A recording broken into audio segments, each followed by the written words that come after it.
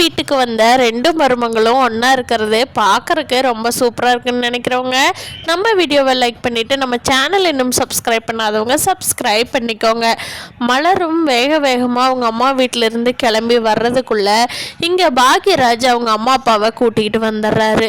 வீட்டுக்குள்ளே வந்துடுறாங்க லக்ஷ்மி, ராகவன், பாக்யராஜ் எல்லாருமே.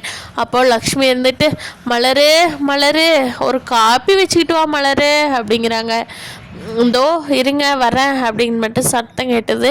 இவங்க வந்த அலுப்பில் அது யார் பேசுகிறா என்னன்னே கவனிக்கவே இல்லை. உள்ளே இருந்து மதி வந்து சூடாக காஃபி எடுத்துகிட்டு வந்து கொடுக்குறாங்க. அதை பார்த்த லக்ஷ்மி இருந்துக்கிட்டு எங்கே மலர் எங்கே நீ ஏன் காஃபி எடுத்துகிட்டு வர, நான் உங்கள்கிட்ட சொல்லவே இல்லையே அப்படிங்கிறாங்க. இல்லை மலர் அக்கா வெளியில் எங்கேயோ போகணும்னு சொல்லிட்டு போனாங்க, அதனால தான் நான் காஃபி எடுத்துகிட்டு வந்திருக்கிறேன் அப்படிங்கிறாங்க. எங்கே போனால் மலர் அப்படிங்கிறாங்க. எங்கேன்னு தெரில, போயிட்டு வந்துடுறேன் கொஞ்சம் நேரத்தில் அப்படின்னு சொல்லிட்டு போனாங்க.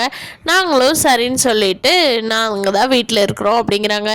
ஏன் போனவன் எங்கே போனான்னு தெரியாதா உனக்கு அப்படிங்கிறாங்க லக்ஷ்மி. இல்லையே நான் கேட்கலையே அப்படிங்கிறாங்க மதி. இவகிட்ட பேசி வேலைக்காகாது. ஆமாம் எவ்வளோ நேரத்தில் வரேன்னு சொன்னா மலர் அப்படின்னு சொல்லி கேட்குறாங்க லக்ஷ்மி. அதுக்கு இப்போ வந்துருவாங்க அப்படிங்கிறாங்க. சரி அப்படின்னு சொல்லிட்டு பாக்யராஜ்கிட்ட கேட்குறாங்க லக்ஷ்மி. என்னடா பாக்யராஜ் பொண்டாட்டி எங்கே போனா என்ன, நம்ம வெளியில் போன உடனே கிளம்பி போயிட்டாளா, எங்கே போயிருப்பா மலர், அப்படி இந்த நேரத்துக்கு எங்கே ஒத்தையில் போனா அப்படின்னு சொல்லி கேட்குறாங்க.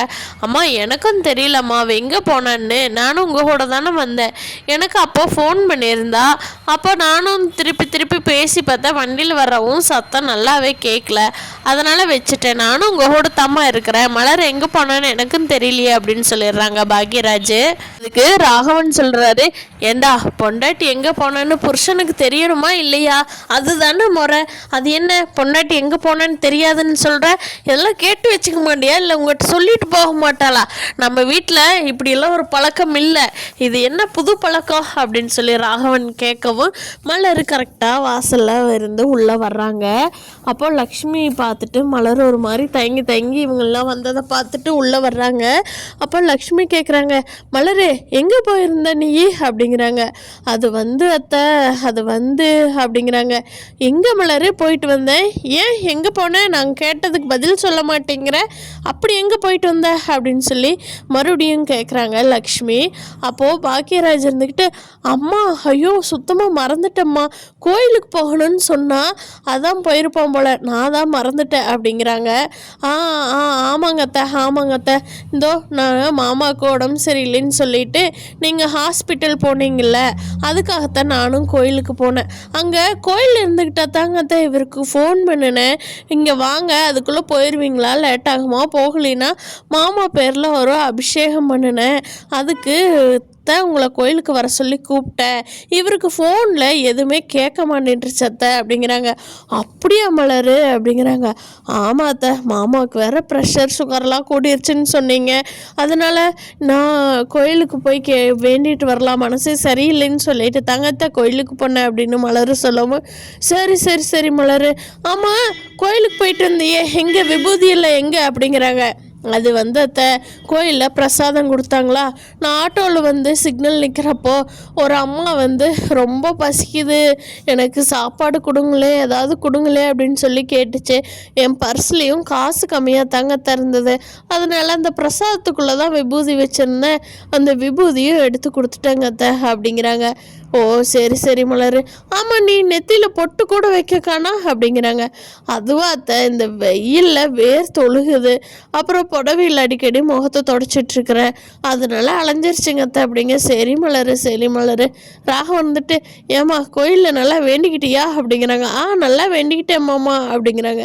சரி பின்ன போயிட்டு வந்தால் போது இப்போ நைட்டு டிஃபனுக்கு ரெடி பண்ணணுமே மலர், நாங்கள் ஹாஸ்பிட்டல் போயிட்டு வந்தது சாப்பிட்லான்னு நினச்சோம், நீ என்னடான்னா எங்களுக்கு பின்னாடி சேர்ற, இனிமேல் என்ன மலர் டிஃபன் பண்ணுறது, லேட் ஆயிடாதா, இல்லை பாக்கியராஜ் போய் வாங்கிட்டு வர சொல்லலாமா அப்படிங்கிறாங்க. அதுக்கு மதியம் இருந்துக்கிட்டு உங்களுக்கு ஆல்ரெடி ப்ரெஷர் சுகர் அதிகமாக இருக்குன்னு சொல்கிறீங்க, அப்புறம் போய் கடையில் போய் வாங்கிட்டு வந்து சாப்பிட்டா இன்னும் அதிகம்தானே ஆகும், அது எப்படி குறையும், வீட்டு சாப்பாடு சாப்பிட்டா தானே இதெல்லாம் குறையும் அப்படின்னு சொல்லி மதி கேட்குறாங்க. அதுக்கு ராகவன் எங்களுக்கு யாரும் அட்வைஸ் பண்ண வேண்டாம், எங்கள் உடம்ப பார்த்துக்க எங்களுக்கு தெரியும், யாரும் சொல்ல வேண்டாம், நாங்களே பார்த்துக்கோ அப்படின்னு சொல்லவும் மதியும் ஸ்ருதியும் ஒருத்தர் திரும்பி பார்த்துக்கிட்டு மலரையும் பார்த்துட்டு சிரிச்சுட்டு அமைதியாக இருந்துக்கிறாங்க. சுரேஷ் அப்போ தான் வேலையிலேருந்து வர்றாங்க. சுரேஷ் வந்தார். அம்மா அப்பா நல்லா இருக்கீங்களா?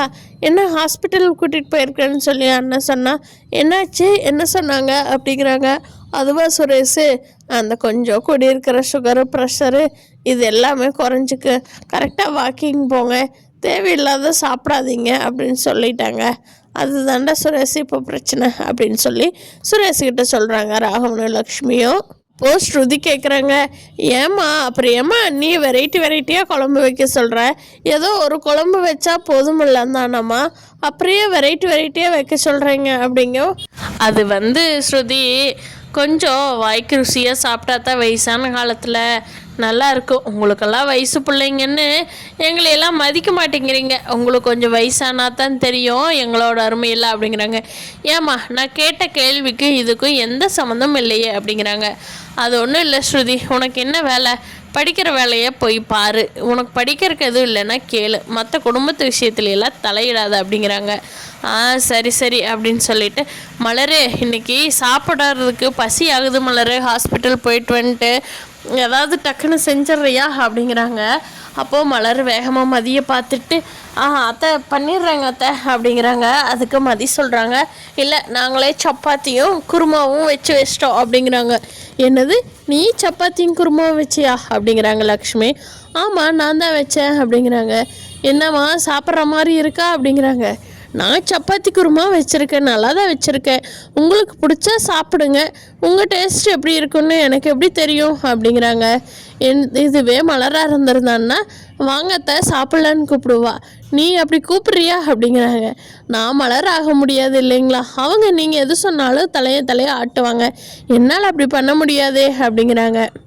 மதி கொஞ்சம் அமைதியாக மதி அப்படின்னு சொல்லி மலர் மதியை அமைதிப்படுத்திடுறாங்க. எல்லாரும் போய் உட்காந்து சாப்பிட்றப்போ சப்பாத்தி குருமா அது மட்டும்தான் இருக்குது. அதை பார்த்த லக்ஷ்மியும் ராகவனும், என்னது சப்பாத்தி குருமா மட்டும்தானா, வேற எதுவும் செய்யலையா? இது எப்படி ரெண்டை மட்டும் போட்டு சாப்பிட்றது?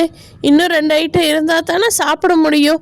இது என்ன ஒரு சப்பாத்தி மட்டும் காஞ்சி போனதை உள்ள அமுத்திக்கிட்டு சும்மாவே கிடக்க முடியுமா என்ன அப்படிங்கிறாரு ராகவன்.